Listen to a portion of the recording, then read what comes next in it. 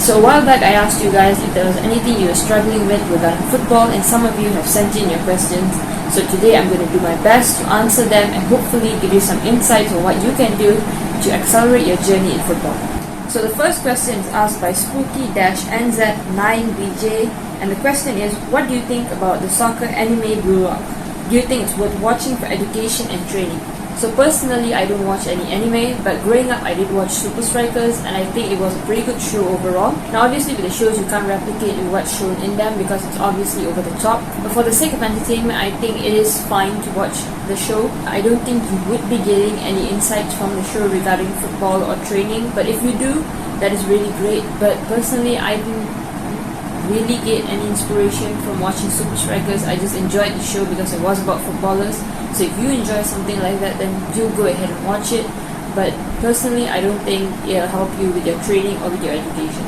So the next question comes from John BT Football, and the question is joining a football academy necessary to go pro? And second one, I'm currently 14 and I play decent football. Even I have a very good position as a football player in school. I started football 6 years ago, so is there a chance that I can go pro? And Teeny asked a similar question, that is, could you play at a high level in the future if you started football at 16? So now, I think the main question that everyone wants to answer is that can I become a professional footballer whether I've started at 16 or if I'm at an academy and I play decent football and I'm currently 14, can I go pro? The main question is, can I go pro? And I think that the reason why most people believe that you have to start at an early age to go pro is because it gives you more experience in the game.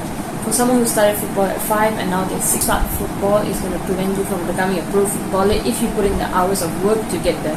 Because at the end of the day, if you can cover up for the 11 years of experience in 3 years and you can learn everything that you need to learn to reach the level of football that 16-year-old has with 11 years of experience in only 3 years, then I'm pretty sure that you can definitely bridge that gap and become a pro footballer. It's not really about when I started football, it's more so about can I reach the level of professional within the shorter amount of years compared to someone who has been in the game for a very long time. Now the next question is asked by Pratif Raj 06, and the question is, how do you balance out academics and professional football career day to day, and how long do you train per week? Now I'm not a professional footballer, but I do play in tournaments whenever there is one.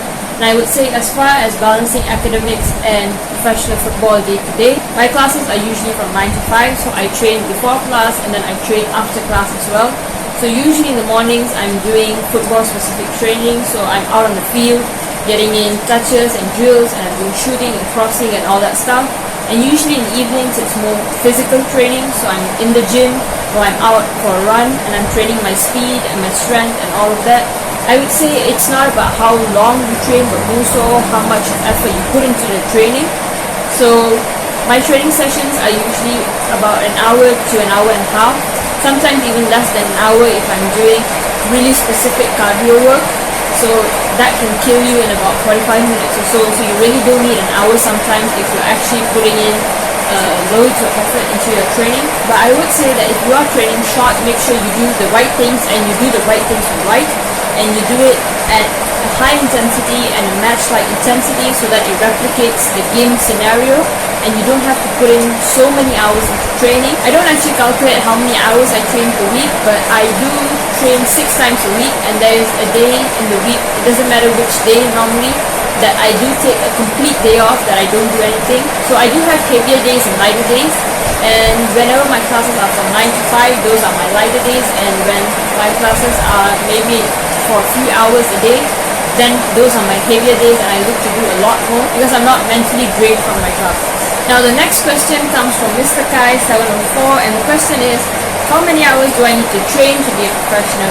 Now again, it's not about how many hours you need to train, but how much effort and how much intensity you're putting into the training, how much of focus you're giving it, and how deliberate you are with your training sessions. You could be putting in 3-4 hours of training, but if that training does not translate to game-like scenarios, if you're not actually working on improving your technique, and if you're not trying to take every rep to as close to perfection as you possibly can, then it doesn't matter. Even if you train 8 hours a day, you're still not going to improve yourself. And if you want to know how to actually train and get the most out of your training, then make sure you check out this video right here where I break down step by step on how you can get the most out of your training in the least time possible. Now the next question comes from Ismail Narcio Venancio 7163, and the question is, how do you keep improving when you're already really good at football, academy level and everything, but you want to keep stacking, getting better? How do you keep getting that 1% and keep stacking up more qualities, etc.? Feels like the better you get, the harder it is to improve. Good to great, great to God. Now it is true that the better you get, the more difficult it is to improve, because basically you have mastered your fundamentals and all you're doing right now is just sharpening the skills that you already have, and you're trying to take it to as close to perfection as you possibly can.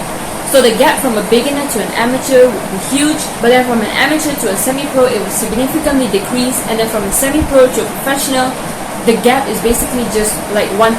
And the reason why it's so difficult to get from a semi-pro to a professional is because you have to keep doing the things that you're already doing, but at this time it has to be so much more deliberate. You have to keep focusing on getting that touch right and getting that shot right and that cross right, and you gotta make sure that 9 times out of 10 you actually get all those things in, and that you are not messing it up over and over again. So if you want to keep stacking up that 1%, basically all you're going to have to do is just focus on getting down your technique really, really good, and then from there on you just have to increase the speed of that technique once you've already gained it, and you just have to keep doing it over and over and over again. And obviously you want to try to make your training harder as well, which means you want to add more cues into your training, and you want to increase that speed of dribbling as quickly as you can, and maybe you want to reduce the space that you have, so that you have to think quicker and you have to move quicker, and that will definitely help you improve as well. But always remember that it's about doing it again and again and again, and making sure that 9 times out of 10 you get it right. Now the next question is from Spetsy, and the question is, can you still get enough protein and other essential nutrients on an Indian diet and perform your best as an athlete? And by Indian diet I mean your normal roti, dal and sabzi diet. So roti is basically bread, dal is lentils, and sabzi is veggie. And all the things that you've mentioned here basically encompass a perfectly balanced diet, because you've got your carbs, you've got your protein, and you've got your vitamins. So usually when it comes to Indian diet, the one thing that most people lack is the protein in the diet. So if you feel that you cannot get enough protein through your normal Indian diet, then do go out and look for protein powder or protein supplements. But if not, just try to increase your protein intake by eating more meat, or maybe just pair up different pairs of proteins together so that you can hit that goal. Most of the time you would find that it's a struggle, but that's also because we tend to eat a lot of carbs and vitamins instead of focusing on the protein itself, and reduce the amount of fibrous carbohydrates that you eat, but they tend to make you fuller for longer because they are also carbohydrates. Now the next question is from Angry Pickle 5, and the question is it worth it learning a grass cutter as a beginner, or is it more efficient to learn a ping first? And to follow up with that question, which one would be better to use in a game? How long would it take to learn these two? Now I can't tell you for sure how long it will take to learn these two. That depends on how much practice you put and how deliberate you are with your practice. But personally I would say learning the ping, to me, is easier than learning the grass cutter. But when it comes to the amount of variation the pass has, I would say the grass cutter definitely wins in that category, because with the grass cutter you can do a short pass, you can do a long pass, you can do a diagonal pass, a high ball, a low ball. You can do all of that with the grass cutter. But with the ping, it's usually just a high ball that you're pinging across the field. So if you want variety, then the grass cutter is definitely for you. But if you want something that is easier to learn, I would say personally the ping was easier to learn, because the grass cutter can be quite difficult to master at times. And if you get really disheartened, then you might not even want to keep putting in the practice. So maybe get the ping down first so that you have something in your arsenal to look back to when the grass cutter isn't actually going your way. And as for which one is better to use in a game, I would say that it depends on the situation. It's very situational based. You definitely can't use the ping for a short pass. It's more of a ping towards the other end of the field, either diagonally or straight ahead. But with the grass cutter, that you can definitely use it in a lot of different ways. So make sure you assess the situation first before you pick your pass. Now the last question is from Gianni 1746, and the question is, what's a good 5-day gym plan to gain muscle, both upper and lower body, as well as gaining speed? Now if you're looking for a 5-day gym plan, I would say do that in the off season, because if you do that in season, it's going to be really taxing. But if you want a 5-day gym plan, personally I would go with 2 days upper, 2 days lower, and then 1 day for speed training. So when you're doing your speed training in the gym, make sure it's very speed specific because you're already doing strength and hypertrophy training on the other 4 days. So make sure that you give your speed training the amount of time and attention that it needs as well.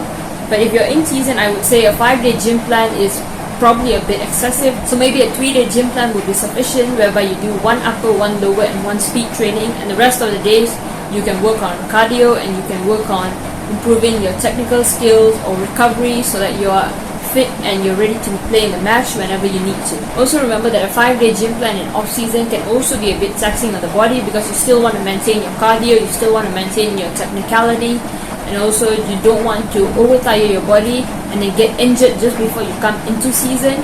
So make sure you're actually balancing that out, and you maybe could do a light day and a heavy day on both your upper and lower sessions so that you don't actually tire your body out too much. Now thank you all for your questions, and if you enjoyed that video, do hit the subscribe button down below, and I'll see you in the next one. Cheers!